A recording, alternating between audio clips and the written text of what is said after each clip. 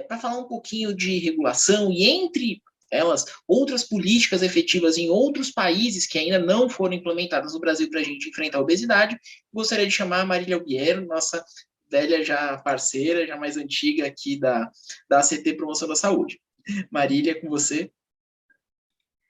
Obrigada, Ronaldo. Boa tarde a todos. Nossa, para a gente é sempre uma honra, né? Aqui a CT, a Promoção da Saúde, é uma organização que trabalha com a prevenção de doenças crônicas via política pública.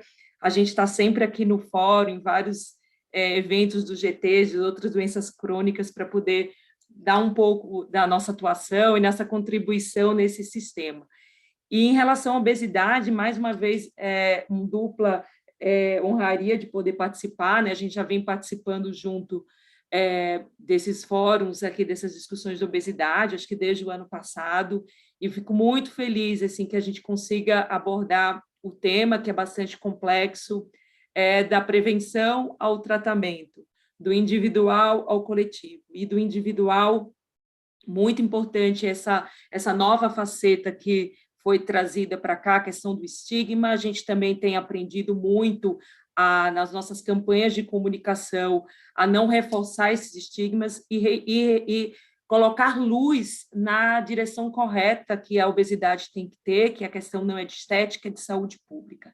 Então, o meu olhar hoje aqui na conversa aqui com vocês, dando só um recorte dentre todas as possibilidades, eu vou falar um pouco realmente da regulação de ambientes, né, ambientes saudáveis, que poderiam, por si só, ajudar todos nós da população brasileira, toda a população, a fazer escolhas mais saudáveis e se essas serem mais fáceis. Então, hoje eu vou dar um olhar que saio do indivíduo, eu vou para o coletivo. Então, qual é o papel do Estado?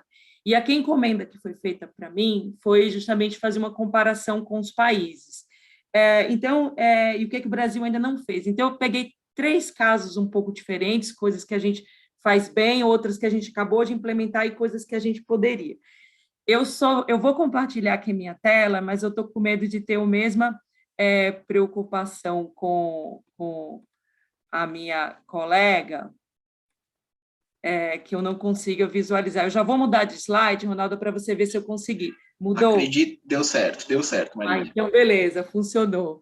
Então, é isso, só para colocar assim, muito dessa experiência que vem do controle da obesidade, do álcool, da atividade física e da poluição do ar, né, que junto faz os 5 fatores de risco das crônicas, é muito baseado na experiência do tabaco, né? Então, são 4 grandes esferas de atuação do regulação do ambiente, porque, principalmente quando a gente pensa em escolhas alimentares, a gente nunca tem uma escolha tão reflexiva, ela é mais automática. Então, quanto mais o ambiente for estruturado para que essa minha escolha seja mais fácil possível, melhor vai ser mais um fator importante que vai me ajudar nesse processo. Então, são 4 grandes políticas, né? A tributação, as medidas fiscais tomam um papel importante, ela serve muito para induzir. Acho que hoje em dia, mais do que nunca, né, quando a gente pensa em alimentação, o preço dos alimentos tem um fator muito sério realmente nas nossas escolhas alimentares. E então a tributação entra para regular produtos que são nocivos à saúde e que têm uma externalidade na saúde, agora mais do que nunca, não só da saúde, no meio ambiente muito grande, e a gente tenta desonerar aquilo que faz saudável. Então, a gente trabalha em 2 frentes, né? Tentar tributar o que é um alimento não saudável e desonerar o saudável. A advertência, né? O tabaco traz muito uma experiência isso, eu vou falar um pouco da rotulagem frontal dos alimentos, uma regulação da publicidade, que aqui é uma coisa que o Brasil precisa muito avançar, eu não trouxe aqui um exemplo comparativo, a gente tem alguma regulação da publicidade infantil, mas existe um espectro hoje muito grande, uma lacuna muito grande na legislação de você conseguir fazer uma regulação da publicidade infantil mais adequada. E a regulação do ambiente, que seria realmente, a gente está falando de ambientes institucionais e em escolas. Então, o primeiro caso que eu quero trazer para cá, que eu acho que é um exemplo de uma política pública aqui no Brasil que dá muito certo, eu acho que essa daqui, o PNAE, que é o Programa Nacional de Alimentação Escolar, eu digo que é um grande exemplo de política. Porque, ao mesmo tempo que a gente está falando de obesidade, eu não queria deixar de trazer aqui para todo mundo que, mais do que nunca, a fome e a desnutrição são dois outros elementos que estão juntos com a obesidade. É uma coisa muito louca. A gente saiu de um país que passava fome, subnutrido, passou para a questão da obesidade, e a gente acabou não falando tanto da desnutrição e da fome nos últimos anos, mas hoje, com a vinda da pandemia e esse todo agravamento que a gente ouve, todos esses grandes temas, eles coexistem.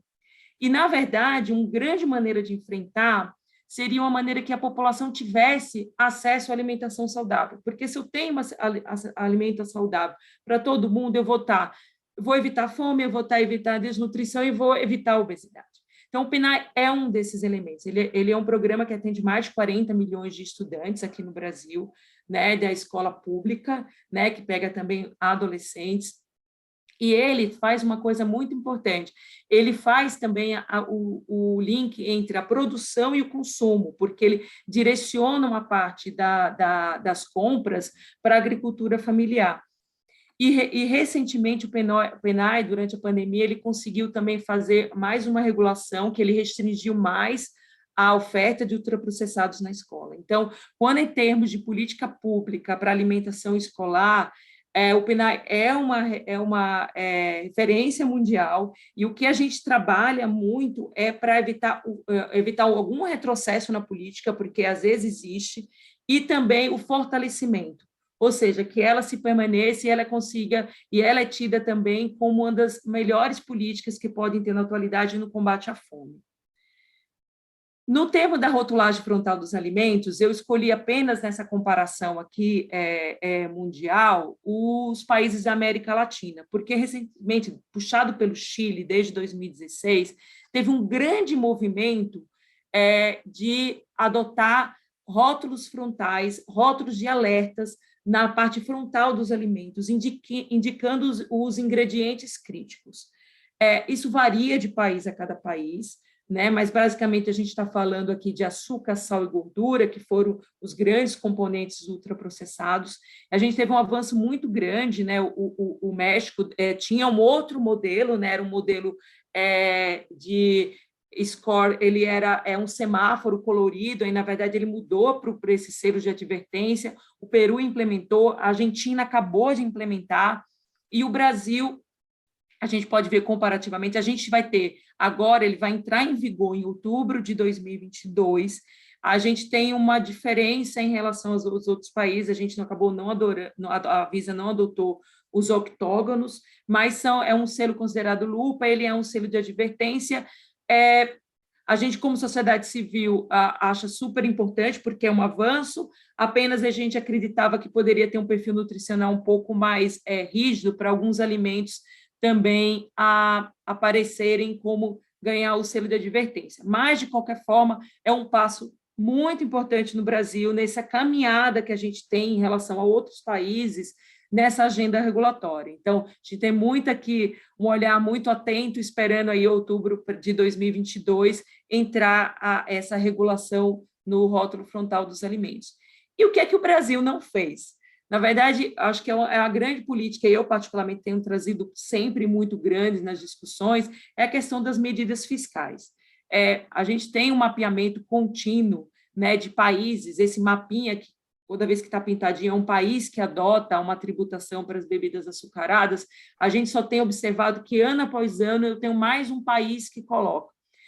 E aí é uma grande discussão aqui no Brasil, porque no Brasil a gente tem uma estrutura tributária, que no caso para as bebidas açucaradas, diferente de outros países. Além de a gente não ter esse tributo específico, porque um tributo, além dele regular um preço, transformar o preço mais alto, e isso dessa forma inibir o consumo, que poderia também, muitos desses países usam a vinculação desses recursos para áreas de saúde, né? E aqui a gente poderia fazer isso, né, através de um tipo de tributo chamado CID, vincular ao Fundo Nacional de Saúde.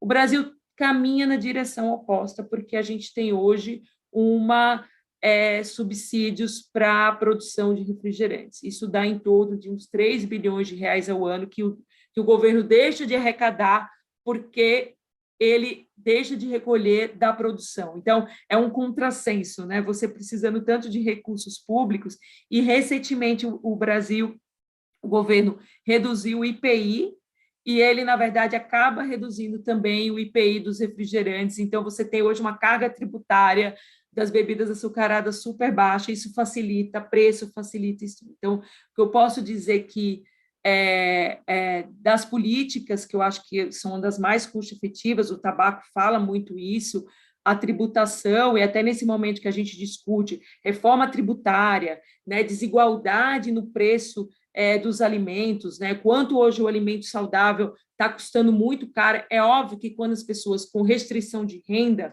elas vão fazer, por mais que eu dê informação, dê toda a ajuda possível, a informação possível, a questão do preço, hoje eu posso dizer que é um dos maiores fatores limitantes para a gente ter uma alimentação saudável. Então, termina aqui a minha fala. Aqui eu só queria trazer aqui o exemplo do Chile. O Chile conseguiu implementar todas as grandes políticas, né?